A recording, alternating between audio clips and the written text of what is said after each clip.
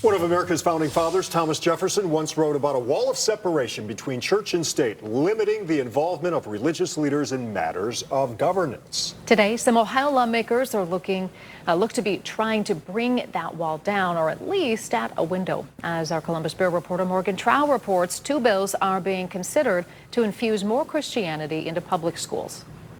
Never-ending debate. It's one of the longest battles of all time. How involved should religion be in government? For some Ohio lawmakers, it hasn't been enough. Inexcusable that more focus has not been shown towards these historic texts. State senators passed a bill to require public schools to display historic texts in classrooms, which includes the Declaration of Independence, the U.S. Constitution, and the Ten Commandments. To expose our students to documents which have, in America, served as the backbone of our legal and moral traditions. Southern Ohio Republican Terry Johnson explains that of a list of 9 documents, schools only need to choose 4. But Democrats argue it's a mandate. Did you notice that little piece in there? If someone gives them, if someone donates them, that they need to then display them? Former educator and Senate Minority Leader Nikki Antonio says it's unconstitutional to put religious texts in public school classrooms. One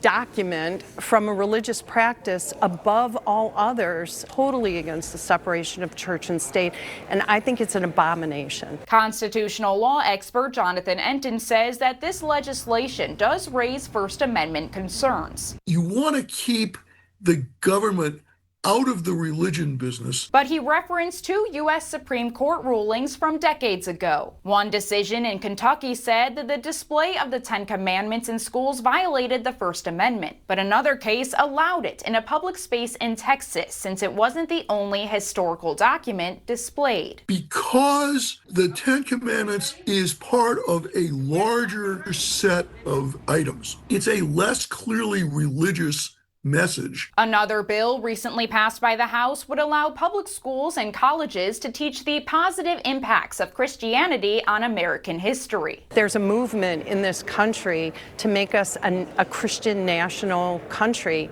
and these are the beginning steps of doing that. Sandusky area Republican Gary Click says that the bill doesn't allow people to attempt to convert students, but does include how Christianity positively benefited policies, like how the Ten Commandments shaped federal law. Founding principles that are rooted in Christianity, and that's why we have our liberty. At the Ohio State House, I'm Morgan Trow reporting.